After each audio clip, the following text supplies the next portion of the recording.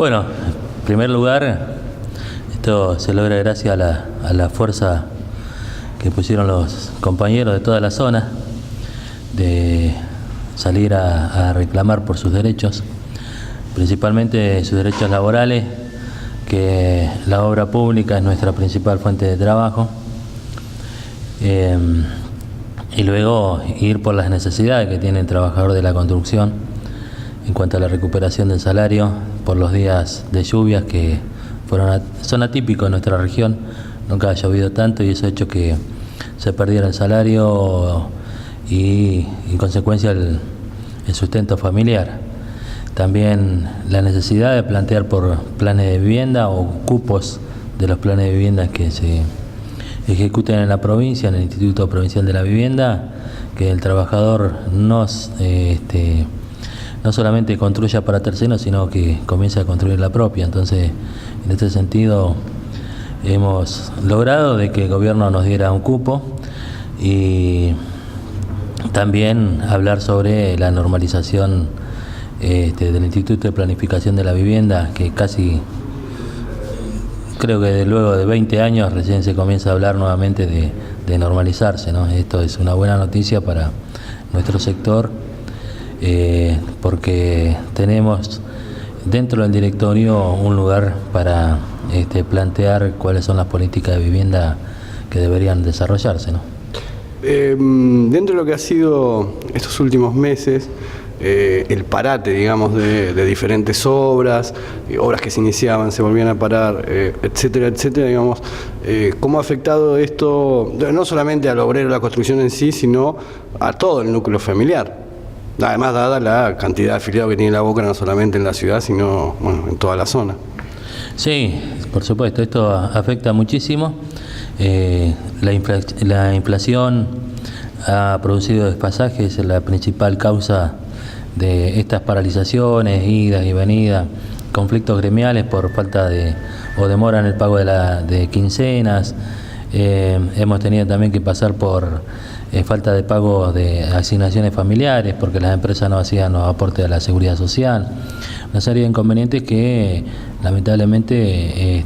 fueron producto de todo este problema que estamos viviendo en el país, que tiene que ver con la inflación. Digamos, la UOCRA integra el Consejo de Obras Públicas, ¿no?, de definición de dónde van las obras, cómo se realizan.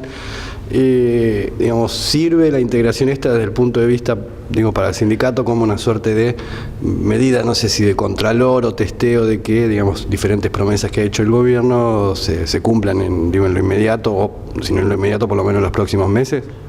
Sí, por supuesto que sirve el estar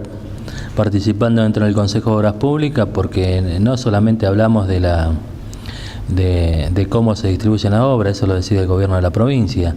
pero sí tener un panorama claro de qué es lo que se discute en cuanto a los contratos, a la formulación de los proyectos, cuáles son los valores que tienen cada uno de los proyectos, y después digamos, tenemos información en forma directa y después nosotros analizamos y en cada situación que nos pueda llegar a pasar en las obras estamos con la información de antemano y no salir después de que tengamos el problema. Entonces esto sirve muchísimo para nuestro sector de que funcione el Consejo de Obras Públicas. Es un órgano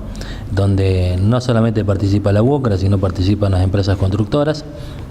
y facilita la tarea después para ir sorteando todos los inconvenientes como los que nos ha producido la inflación, donde hemos elaborado desde ese órgano el proyecto para que después el gobernador aceptara o modificara lo que él creía necesario hacer para ir salvando esta situación de inflación. Hay un hecho, bueno, Esto sucedió a, no sé, fines de noviembre del año pasado o principios de diciembre, y que tiene que ver, ¿no?, con el tema de las empresas, pero también aquí en el Estado le designa la realización de las obras. Digo, dos casos muy puntuales, uno el de la escuela de El Cóndor y otro el de el edificio de la lotería, en el sentido de que se dieron dos obras importantes. Una empresa que, bueno, no tenía solvencia económica, la empresa quiebra, y bueno, estamos hace casi un año con las obras paradas, recién ahora se empezarían a reiniciar. Digo, ¿cree que el Estado debería ser más responsable o en todo caso más exigente con las empresas a las que les entrega las obras? Sí, en esto nosotros estamos, cuando en este último plan de lucha, cuando hablábamos sobre la precarización laboral, justamente nos referíamos a este tipo de empresas, o empresas nuevas que aparecen, o personajes, mejor dicho, porque sí, terminan utilizando el nombre de empresas para hacer sus fechorías, y eso hace que después tengamos este tipo de situación de paralización de obras porque una empresa quiebra. Tenemos muchos en esto porque fueron obras importantes, fueron obras grandes de millones de pesos, pero hay obras como mantenimiento de edificios escolares, refacción también de los edificios. Digamos que se nota menos públicamente. Se nota menos públicamente porque el grupo de trabajadores es menor, pero tenemos varios empleadores que dejaron juicios porque presentaron quiebra, desaparecieron y los trabajadores se quedaron sin cobrar. Entonces, y el Estado creo que debe tomar otras actitudes de control, de calificación de las empresas que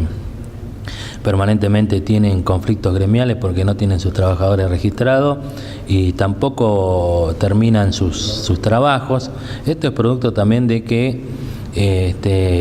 cuando se llama a la licitación, no solamente el que presenta la menor propuesta económica es el que va a garantizar, o es el que va a garantizar la obra, o digamos, la mejor oferta. Entonces, creo que se tiene que analizar luego, porque esta situación no solamente se vive en la obra pública, sino también en otras actividades, como en el caso de Empleo y Comercio, que conjuntamente hemos firmado un documento para ser presentado al gobernador para que comiencen a atender estas cosas. La precarización laboral parte a partir de la falta de controles. Si hay falta de control, el Estado va a seguir perdiendo plata, porque como en el caso de esta obra que usted mencionaba recién, de la Escuela de El Cóndor y Lotería, hoy se tiene que retomar la actividad y lo que resta realizar cuesta mucho más caro del presupuesto original o del proyecto original. Entonces eso hace que se cause un perjuicio económico al Estado provincial, justamente por no tener los controles o determinar bien cuando se presenta alguien a una licitación, de decir, bueno, ¿cuál es la calificación que tiene esta empresa? ¿Es aceptable? ¿No es aceptable? No la conocemos, le damos una oportunidad, pero ¿cuál es el riesgo de darle una oportunidad? Yo creo que hay que evaluar ese tipo de cosas para que no tengamos los problemas que después son problemas para todos los rionegrinos, porque el dinero que pierde la provincia en retomar algunas obras es dinero de todos los rionegrinos.